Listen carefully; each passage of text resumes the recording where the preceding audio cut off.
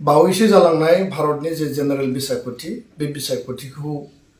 दुलाराय बर' फरायसा आफादा गणतान्त्रिक देशनि बिसायख'थि हिसाबै जोङो नोजोर बोदोंमोन आरो बेयाव जोङो नुबाय जे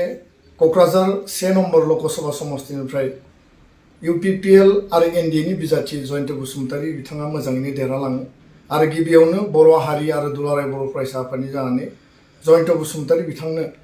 रोजा रोजा गाहाम हामलायनायखौ जों बावहरदों आरो बिटिआरनि चिफ प्रमद बर' बिथां आसामनि केबिनेट मन्त्रि उरखाव ब्रह्म बिथां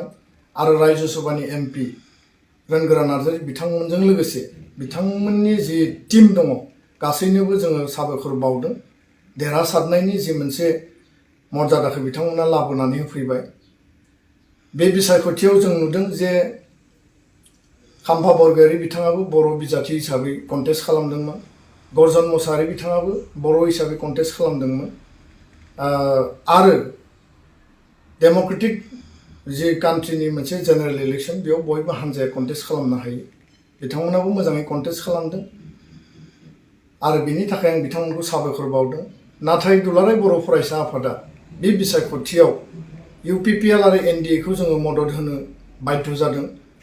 आरो कारना जाबाय जे दुलाराय बर' फरायसा आफादा बे बिसायख'थिखौ जोङो पार्टी पलिटिक्स बा जोङो पलिटिकेल दिगखौल' जों नायाबासिनो पलिटिक्स फर नेशन बिल्डिं बर' माहारि दानायनि मोनसे बिसायख'थि हिसाबैसो जों नोजोर बोदोंमोन आरो बेखायनो जातिनि अस्तित्व मर्यादा आरो आत्मरैखानि जे मोनसे बिसायख'थि हिसाबै जों नोजोर बोनानै जोङो मदद होदों कारन दिल्लीयाव जोङो 10 बोसोर बर' MP जों गोमादोंमोन क'क्राझार ST समस्तिनिफ्राय बर' MP जों गोमादोंमोन जों नुदों जे थांनाय 10-15 बोसोराव जायफ्रा रुलिंआव दं बिथांमोना 12 जन MLA दङमोन काउन्सिलाव मेजरिटी स्टेटआव मन्त्रि दङ थेवबो 10 बोसोर बर' अना बर'नि जे राजखान्थियारि जे थासारि आरो जायफ्रा रुलिंआव दङ बिथांमोनाबो बेखौ हमथानो हायाखैमोन आरो हिरा सरनिया बिथाङा कम्युनेल पलिटिक्स बर' अना बर' मोनसे आनरुलि टार्मेल सिचुएशन भायलेन्सनि सिचुएशन क्रिएट खालामनानै बिथाङा देरहालांदोंमोन दिनै जों बेखौ फिदिंनानै जोङो मोनफिनबाय आरो बे जोंनि हारिनि थाखाय बर' माहारिनि थाखाय मोनसे देरसिन देरहानाय आरो दुलाराय बर' फरायसा आफादा जातिनि अस्तित्व आत्ममर्यादा आत्मरैखानि बिसायख'थि हिसाबैसो नोजोर बोनानै NDAखौ जोङो UPPLखौ मदद खालामदों गोबाङानो जोंखौ दुसिदों गोबाङा जोंखौ सोंखारिदों जोंहा बेयाव खुनु आक्षेप बा दुखु मोननाय जोंहा गैया कारन बाथ्राया बेनो जे NDAनि टाइमाव बड' पिस एकर्ड NDP एबसु UBPनि गेजेरजों जादों पिस एकर्डनि दफाफोरखौ रोखा रोखा आबुङै जों मावफुंनांगोन माखासे दफाया मावफुंजाबाय दिल्लीनि पार्लियामेन्टआव दिनै जोंहा स्टेट लाइक स्ट्राक्चार जि मोनसे काउन्सिल एसेम्बलि सेगमेन्ट जोंहा काउन्सिल लेजिस्लेटिभ जि एसेम्बलि दङ बिनि जि समस्ति 40तानिफ्राय 54सिम जोङो बानायनांगौ दानांगौ आरो जि पावार एन्ड फांसन 8टा जों एडिशनेल मोनदों बेखौ जोङो साबजेक्टखौ दाजाबनांगौ लोगोसेनो कार्बि आंलं ST हिलनि इस्यु आर्टिकल 280 125 एमेन्डमेन्ट जि पेन्डिं जानानै दङ बेखौ पार्लियामेन्टआव पास खालामनांगौ आरो बे नोजोरखौ बोनानै पार्लियामेन्टआव BTR एकर्डखौ आइननि मर्यादा होनानै मोर एरिया एक्सटेनसन मोर लेजिस्लेटिभ एक्जिक्युटिभ आरो एडमिनिस्ट्रेटिभ जि पावारखौ बांहोनाय फाइनान्सियेल पावार बांहोनाय साबजेक्ट पावार एन्ड फांसनखौ बांहोनाय बेनो जोंनि जि बे एकर्डनि मेन अबजेक्टिभ आरो बेखायनो दिनैनि टाइमाव जोङो सानै दिनै MP जों मोननो हाबाय राज्य सभायाव रोनगोरा नार्जारी लकसभायाव दिनै जयन्त बसुमतारी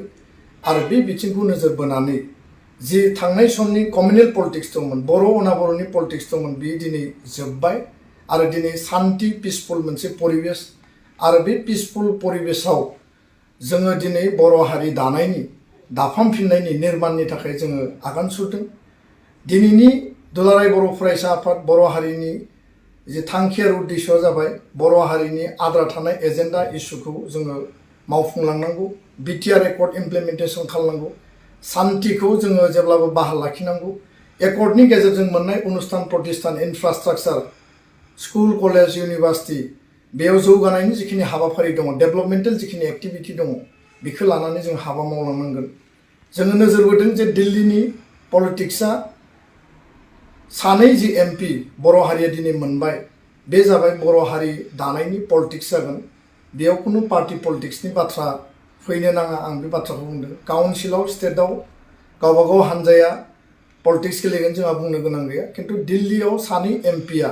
जेब्लायबो बर' हारि दानायनि बिटिआर एकर्डनि आद्रा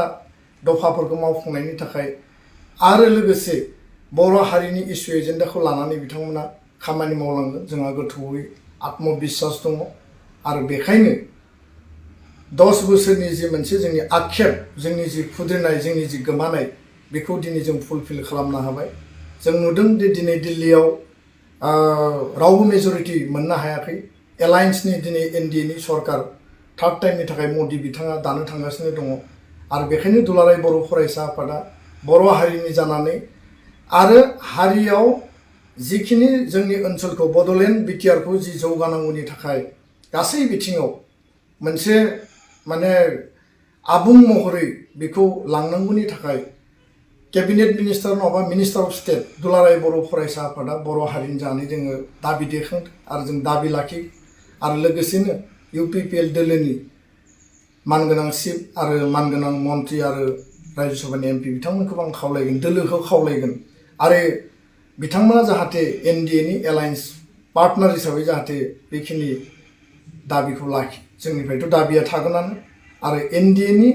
जाय मुरब्बी नरेन्द्र मदि आरो बिथांमोननि हान्जाखौ जोङो दाबि दैखांदों जाहाथे बेखिनि मर्यादाखौ जाहाथे होयो। बेजों लोगोसे जोंनि जौगानाया जाहाथे रोखा जायो। बिसायख'थिया जोबलांबाय, कुनु बेयाव भायलेन्स जायाखिसै, शान्ति परिबेशनि गेजेरजों डेम'क्रेटिक बयबो एक्सारसाइसखौ खालामबाय आरो दिनैनि समाव नर्मेल मोनसे टाइम। बेखायनो आङो बर' हारिनि मोनफ्रोमबो आफाद गौथुम साफ्रोमबो व्यक्ति आरो जायफोर राजखान्थि हान्जा बिथांमोनखौबो आं खावलायगोन जे गोजोन आरो खौसेथिनि गेजेरजों बर' हारिनि आद्रा थानाय इस्यु एजेन्डानि सार्थ'आव हाबा मावलांनायाव बयबो जाहाथे खौसेयै गारां बोगोन, बयबो जाहाथे खौसेयै गसंथागोन आरो खौसेथिनि मोन्थोरखौ लानानै दुलाराय बर' फरायसा आफादा उननि समाव जों हाबा मावलांगोन। बेखिनि खोथाखौनो फोरमायबाय आरो जाय बिथांमोना जोंखौ मदद होबाय, दुलाराय बर' फरायसा आफादनि जोंनि मोनफ्रोमबो लेयारनि दैदेनगिरि मावथि बिथांमोना बे बिसायख'थियाव जातिनि हारिनि बिसायख'थि, बे पार्टी पलिटिक्स नङा होननानै जायफोरा खामानि मावबाय आं धन्यबाद बावदों। लोगोसेनो गुबुन गुबुन हारि माहारिनि आफादफोरखौबो बिथांमोननि दैदेनगिरि बिथांमोनखौबो आङो गोसो गोरबोनिफ्राय आंनि साबायखर आरो धन्यबादखौ बावबाय। गोजोन्थों।